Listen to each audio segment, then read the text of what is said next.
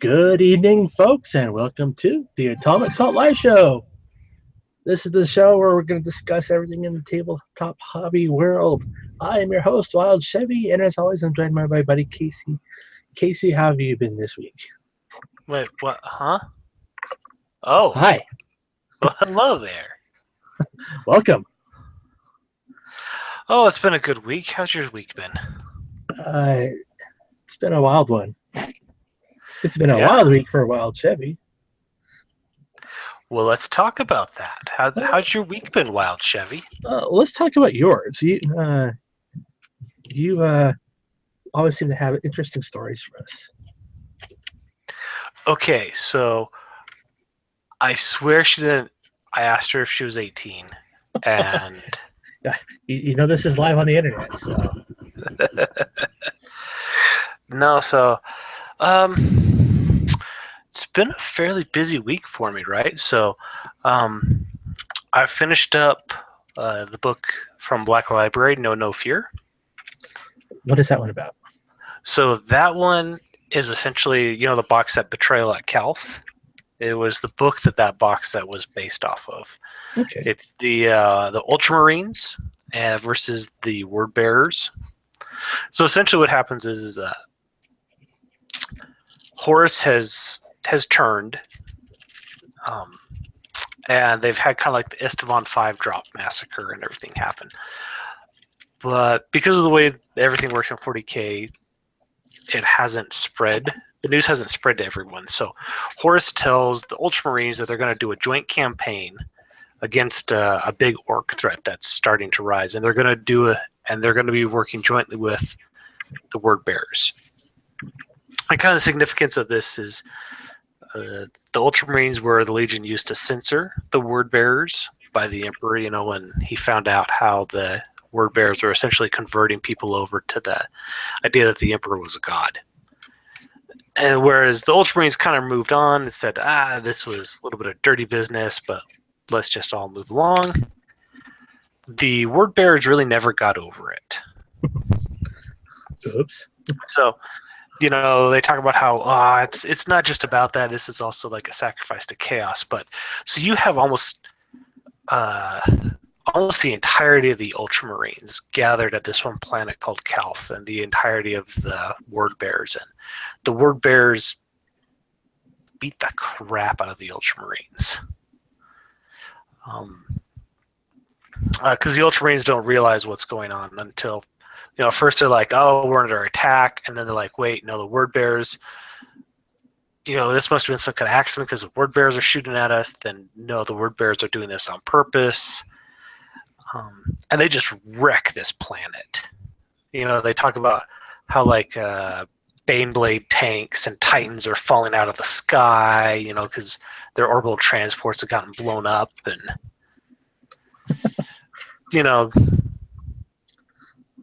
crazy cultists are running around all over the place, and demons start popping up at the end. See Reboot gets really, really angry. So when Primarchs get angry, it's really fun. So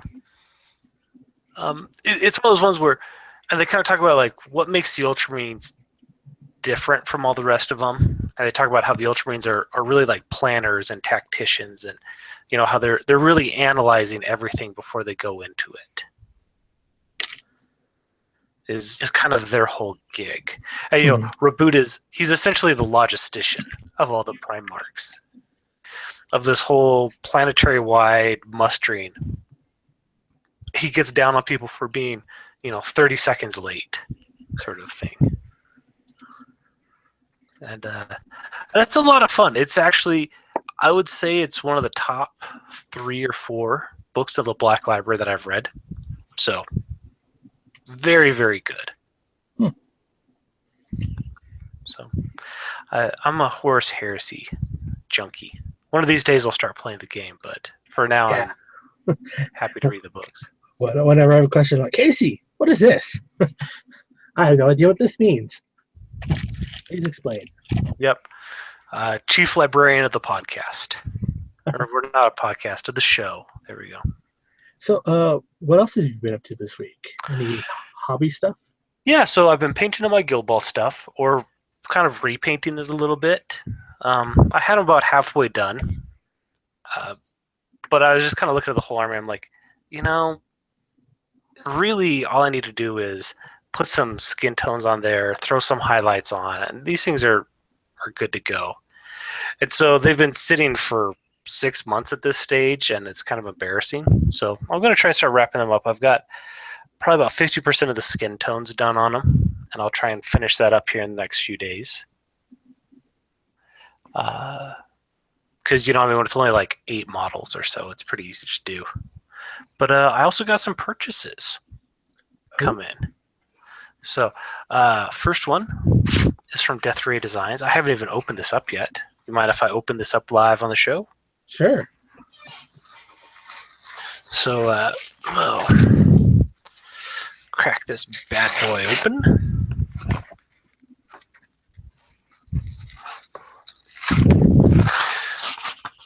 So, and I gotta say right now, I'm a big fan of Death Ray Designs. They did some of those acrylic base toppers. I've shown those off a little bit before. Now, the stuff you bought here, was it a special buy or was it just a regular product? You mean like as in like a sale or something like that? Yeah. Or no, this was just me being a Joe Smo purchaser. But it's not actually going towards anything in the hobby right now. So we'll see what's all in there. Oh, there's something else in the bottom here. I think there is. Nope, that's just part of the package. All right. So, packing slip. So I picked up some of the mini grips, kind of like the little base holders. So, because I've been noticing a lot. I keep looking at them thinking, that'd be pretty useful. So I'm going to go ahead and just try them out because they're only a couple of bucks. And those are the ones that hold your miniatures, right, when you're painting? Yeah, I think you can see a picture of them here. They just kind of hold it by the base. So they come in a 3-pack. I guess he doesn't sell anything less than that. And the other thing what I got was I got a set of stencils. So these are hexagonal shapes. And before anybody thinks that this has anything to do with Infinity, because Infinity is the game of hexagons, these are actually for a Pinewood Derby kit that I'm doing. Hold on 1 second, sir.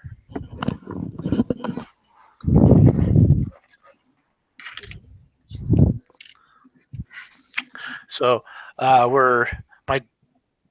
we're doing a Pinewood Derby race, and I was always the kid with like the really slow, really ugly car.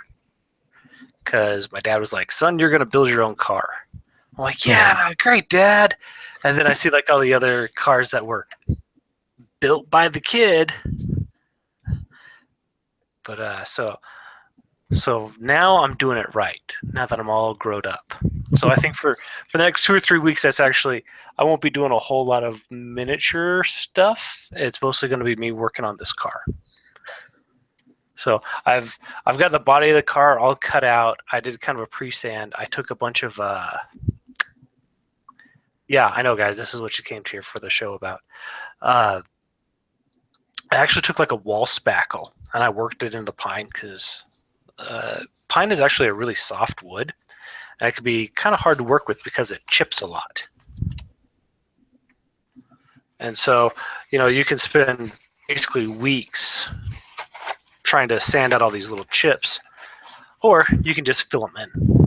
So, won't that make that heavy? The spackling putty is actually pretty light. So, and this is actually an open competition, so we're not following the Boy Scouts of America's rules.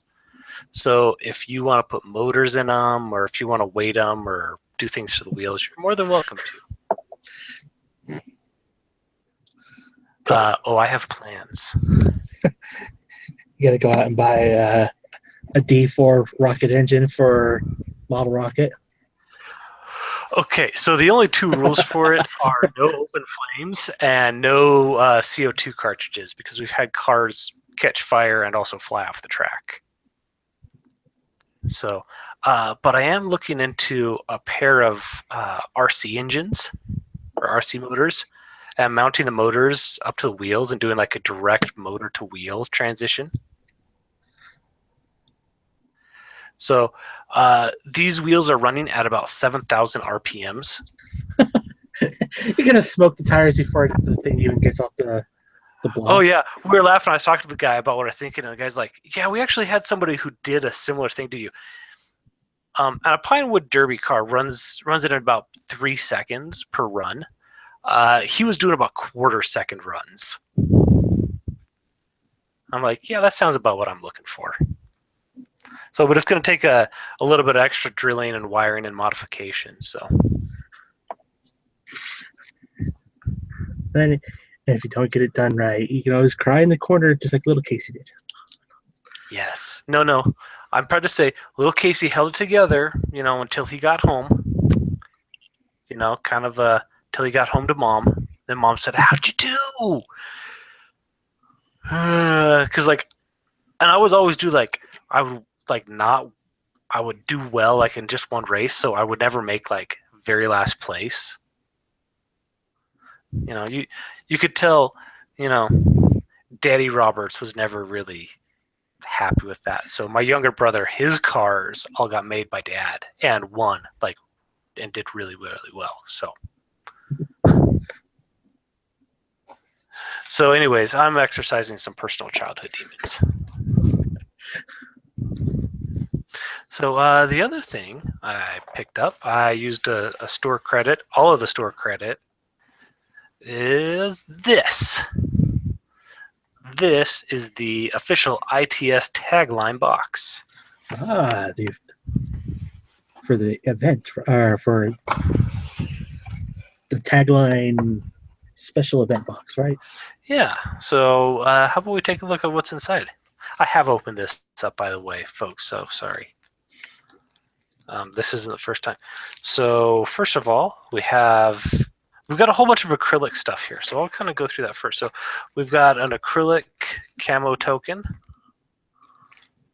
We got another acrylic piece, an acrylic dog tag. I actually think these are really cool. Oh, this is a new one. It says Vortex Special Ops. Mm-hmm. If it wasn't Nomads, I'd pick that up. I might have to give that to Austin. Here's one for Korak Special Ops. I believe that's the Shavasti Spec Ops. Of course, we have a whole bunch of buttons. They're split up between alive and some rather gruesome Tony Macchiana is dead buttons. Oh, just her dead bloody face. Okay. Let's see. Some other templates here. It looks like a single one that says locked. Okay, there's a token there for you.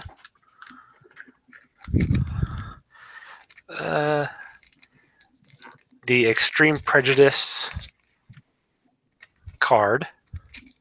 Where it says objective, perform a coup de grace against an unconscious or enemy spawn enemy model. So a specialty thing there. Ooh. A postcard. They like doing these postcards for some reason. Because they fit in the little boxes. Yeah. They're light.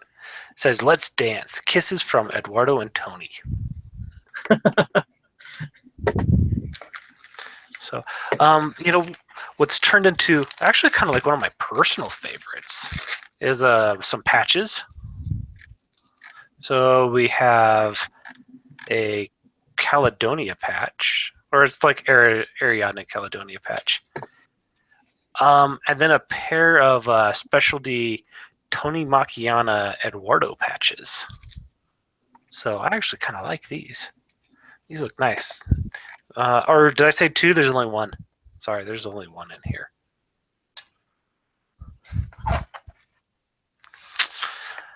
The shiny stuff.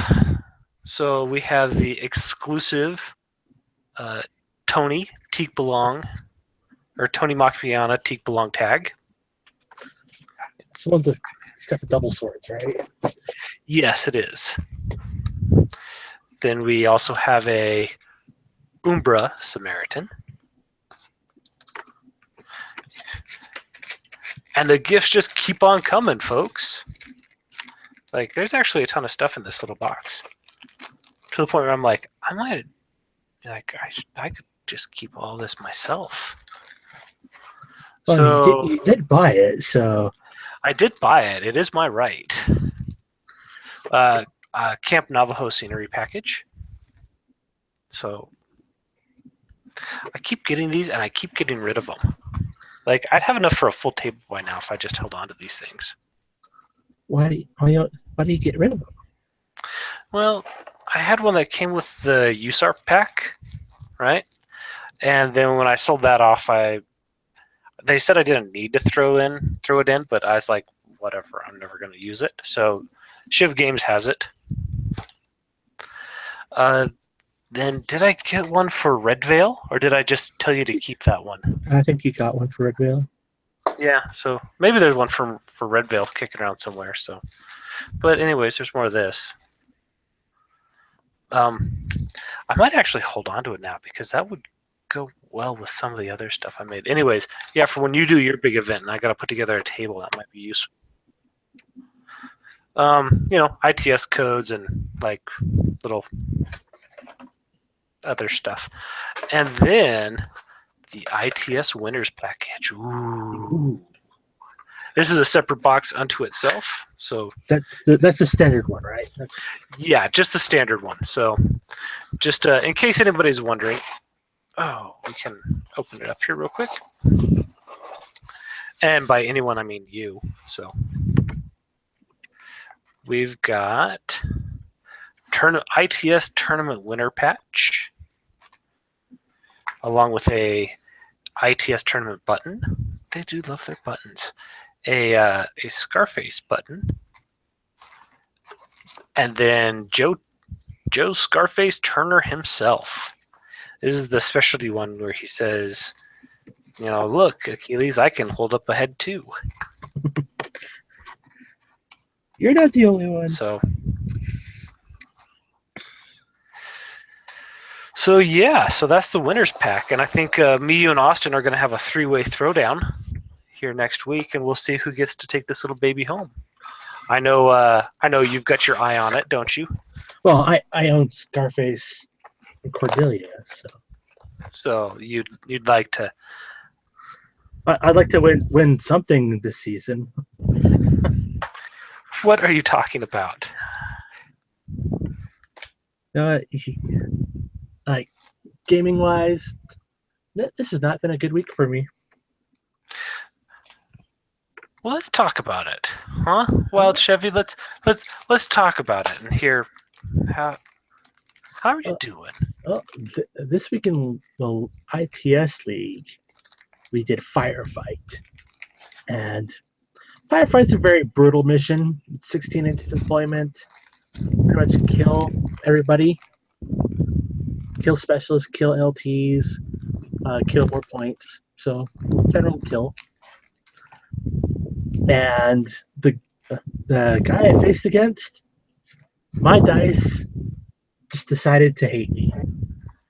His dice loved him. Very first roll of the game, he crits me, and it just went downhill from there. I just started bleeding models. He had a link team of heavy infantry. So 2 wounders, high armor, high BTS, and then a hurry link team of like these robot guys with multiple structures and a whole kitload of weapons. And yeah, the game ended. I had 0 objective points and 0 models left on the table. Oh, holy cow! 0-0. That. Yeah. And he had 10 objective points and 300 points left. Well, that's about as close to a blowout as it gets. Yes, and you think, oh, did you not do anything? I wounded him. He had a whole bunch of wound markers everywhere, but when you roll 20s on armor saves and 1s on dodges, yeah, there's not much you can do when to take out. It hurt. And then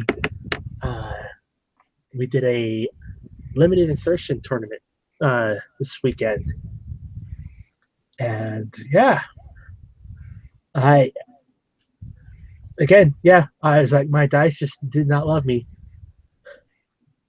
I had being limited insertion, you only have 10 orders if you're lucky in your one group.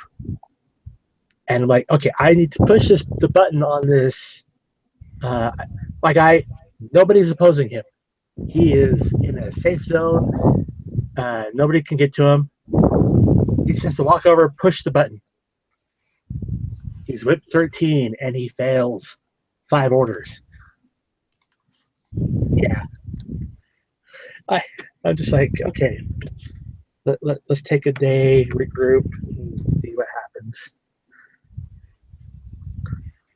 So I want to like just destroy my dice, but I'm like, no, let's keep it kosher with them. But I did pick up some new stuff. I picked up these Gmat Traits. Worth them. I've seen those. Those are kind of like their Morad inspired design line, right? Yeah, and it's weird. Like you look at the picture online, and in here, you're like, wow, that's pretty big. That's what the size is. Those aren't actually all that big. Oh, it's about the size of a old GW paintball. But it is the same plastic as their base toppers. So laser cut. So yeah, I always need more scatter terrain, and I'm gonna see how these turn out. You know, there's truth to that. You can always use more scatter terrain. And some big news this week. I am a Warcore now. Whoa! It finally went through after like your months of begging and asking them about it. Yes. Me and like a whole lot of other people. Infinity finally said, "Hey, we are making Warcores great again." And yeah. So, are you excited? Explain to us what is expected of a Warcore. A Warcore has to do 5 events a year, and you're a promoter for the game. You foster a community, and you put on events.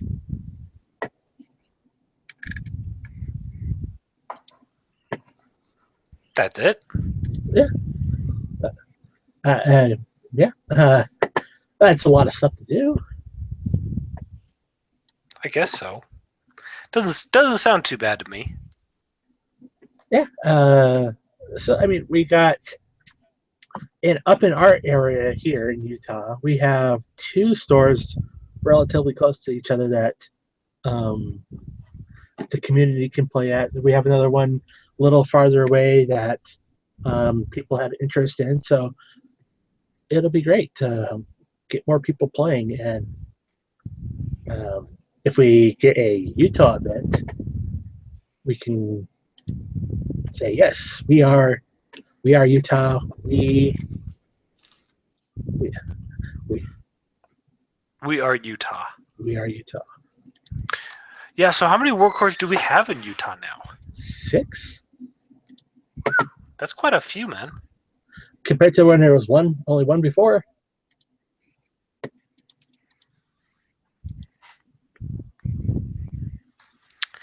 So, is it hard sharing the spotlight with all these other Warcores? No. It does become a bit of a logistical thing to have to make sure everybody, you're not scheduling events on other people's events. So 6 people are having to do 5 events a year, right?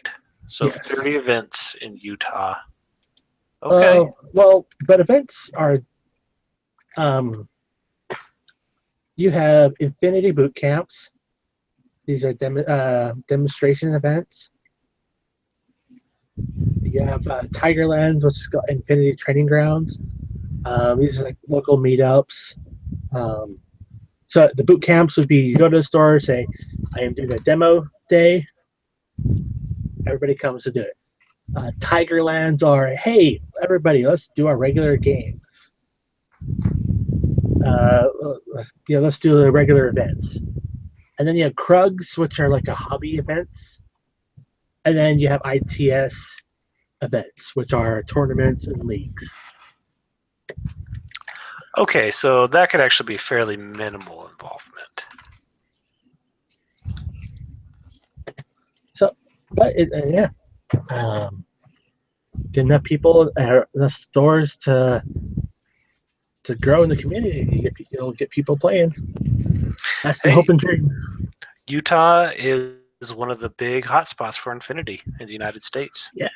I know a lot of other people say that their state is too, but of course, baby. And we'll keep them all busy. I mean, what is it, like Shift Games just posted they've got another tournament planned for first or second week of December? Yeah. And I like the rules. You pay half price if your army is painted. I need to see if I'm available. I think I'm available for that one. You keep saying you want to play. I know, right? Infinity is the game that I love the most that I never play. I think really it's just because, like, honestly, like, I love the universe that they've put together for it. At first, I was a little meh, but as I've really delved into it, I really, really enjoy it. Well, and as soon as the RPG comes out, I think they're going to have RPG events as well. Oh, that'd be cool. I'll definitely help you there with that one. So, well, I don't know. Maybe not. Depends on what kind of people we get out for RPGs. But speaking of which, I think we're going to try and get some RPG in this weekend, sir. We got a potential new player coming to check things out. Yeah, it'll be interesting. You know, she's one of those people where she's always been like, yeah, I'm actually really kind of cool with like the idea of doing like an RPG. You know, she's talked about it a lot. So we'll see if it actually conforms with what her idea of it is.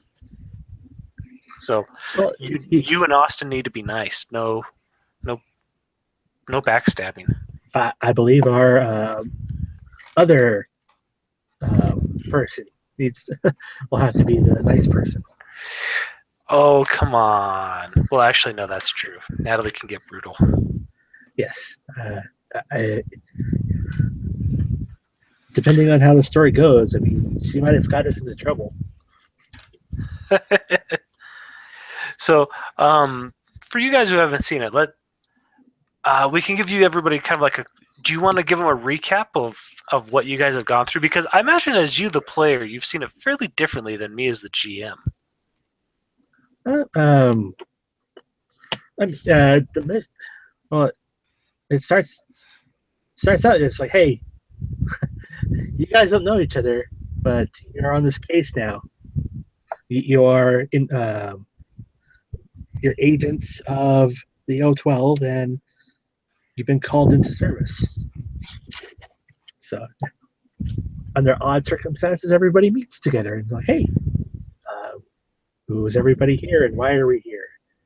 And then the case is set before us that we have to solve. But isn't that was the general, or That's the one that they suggest people play through, right? That's the quick start one. Yeah, so they've released a few different ones. They've had one where it was where you're working as security for the White Star Orbital. And for any of you Infinity lore hounds out there, you'll know exactly where that one goes. You get to kind of relive those events. This one, I like to call it the murder on the Orbital, because you're essentially investigating a murder of a high-profile Mayanet star. But we kind of took theirs a little further. I think we ran through all that in about a session or 2 sessions.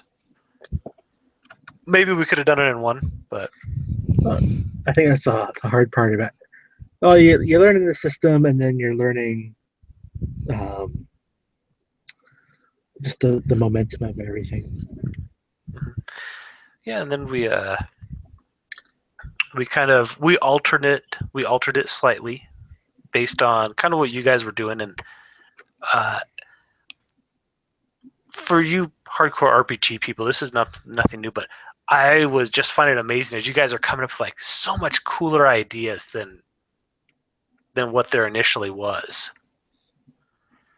And then I was like, yeah, sure, let's run with that. And so we turned it into kind of something slightly larger. You guys had to deal with some of the ramifications of that first module that you played through, and then we're gonna bring it to kind of we'll call it a soft close with this one. Yeah. Well, I mean, you guys have been given some cryptic hints, and and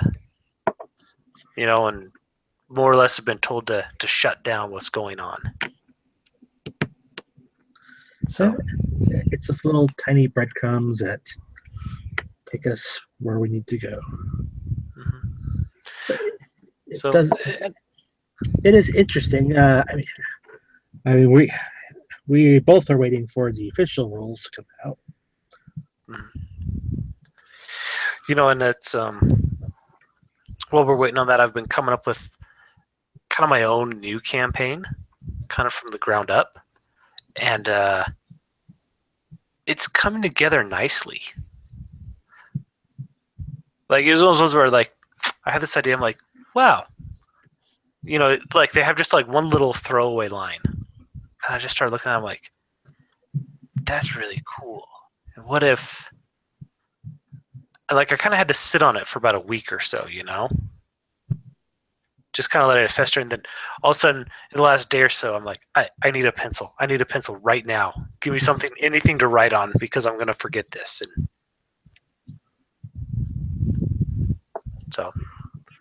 so someday for the future, I'm establishing my own Infinity headcanon. Well, I mean, that's what RPGing is all about. It's just do your own, build your own story, and see where it goes. Yep. So, and I'm excited because I don't know about you, I've had fun doing it. Yeah. The system is interesting to use.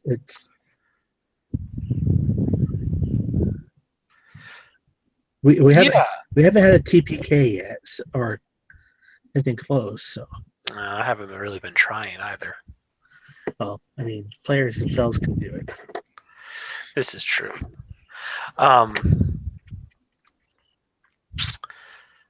Yeah, one of the things that I noticed with it is there's not like really levels. Like, if you want to, you can come up with a hardcore gunslinger from ground zero.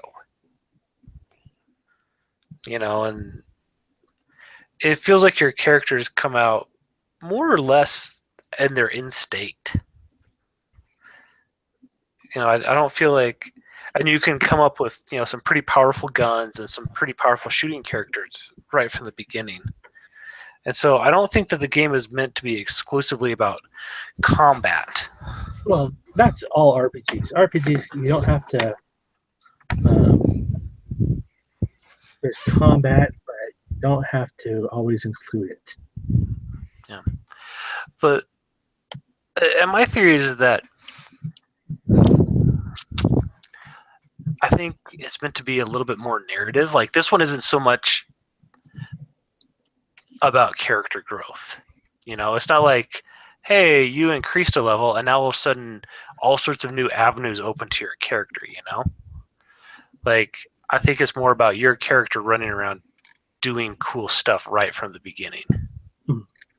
Versus, okay, you're level 1 and now let's do some really low level stuff until you're level 2, and then eventually, like when you're level 12 or 13 or 14, okay, now let's go and try and like save this plane of existence. Whereas Infinity, your character is capable of that plane saving type missions right from the get-go.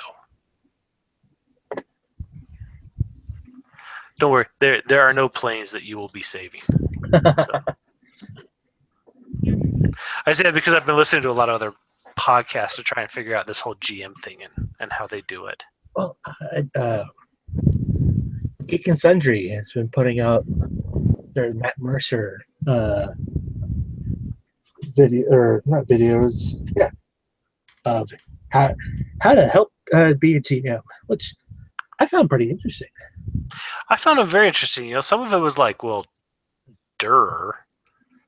But I like the one where he's like, here's what I keep behind my screen. So, kind of like how he physically does it all. Mm-hmm. So, but anyways, that's it for me tonight. What about you, sir? You got anything else? All right, we were talking about this earlier in the show. Let me pull it up.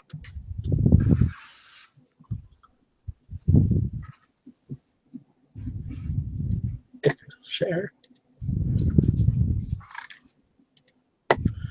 Is it sharing? No, it's not. Blood Bowl is coming out.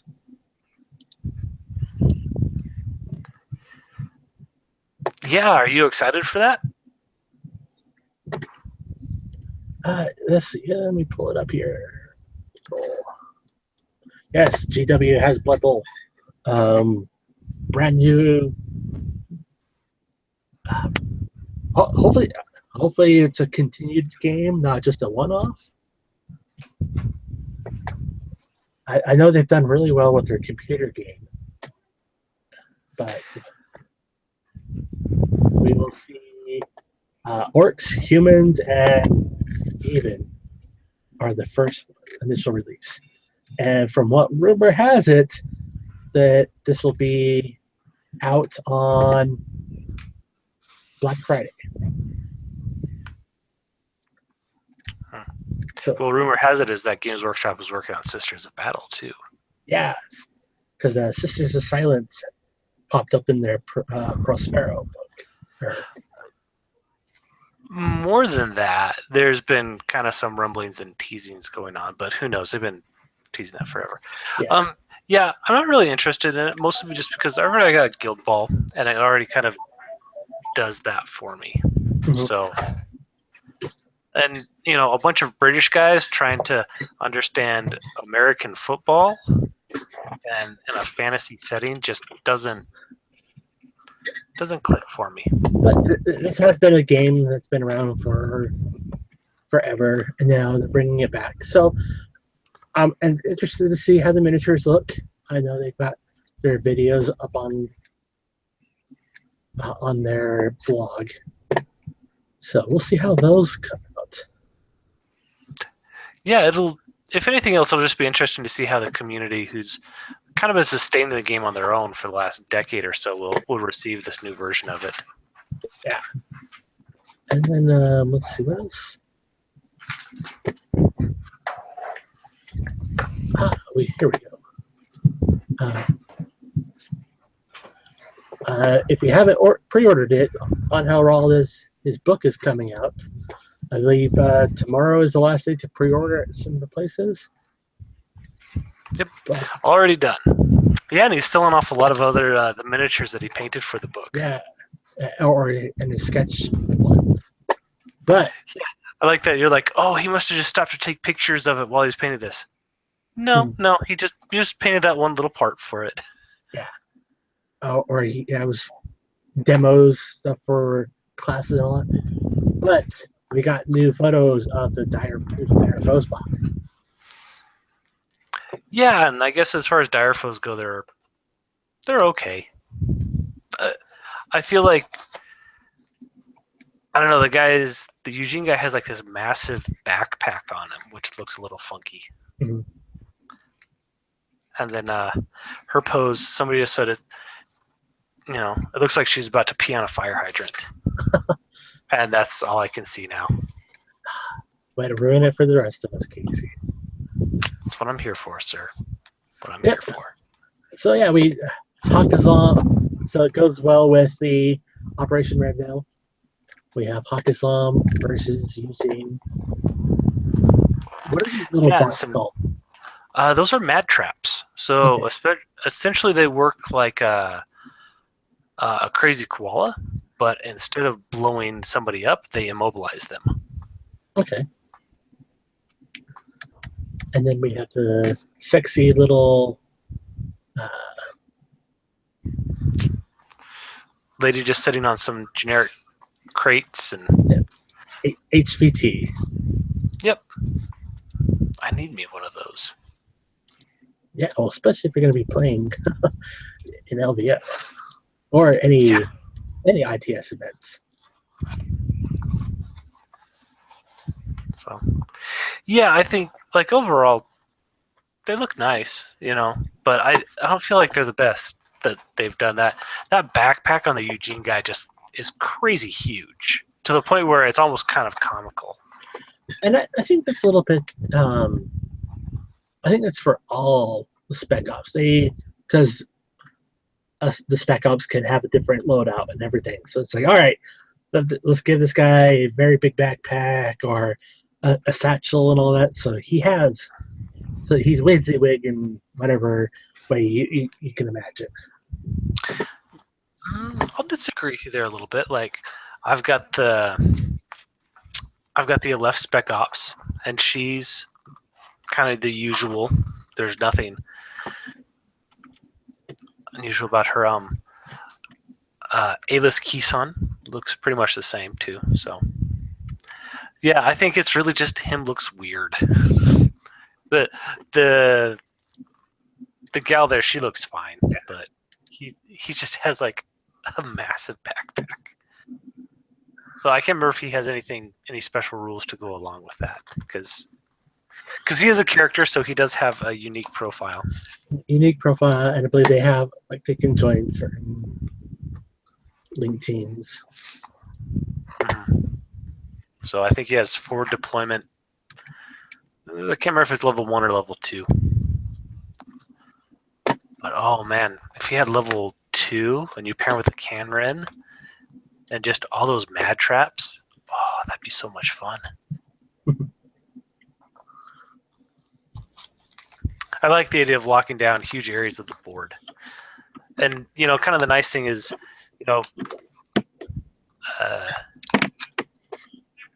it's a little bit easier. Like, you could immobilize a tag with just a single hit versus, a lot of times like crazy koalas, if you're tough enough, you just kind of soak up what they do.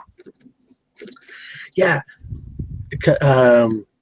Playing assassins, I've learned well enough that a Fede doesn't come around the corner and hit the remote, because all you need is just to roll low and you're just stuck there, frozen in place, and that'll ruin anybody's day.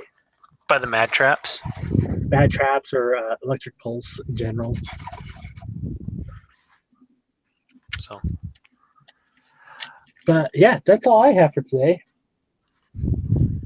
All right. Well, that's it for me too. I'm going to go soak my dice in Orphan Tears and Salt. Hopefully they'll start rolling better for me.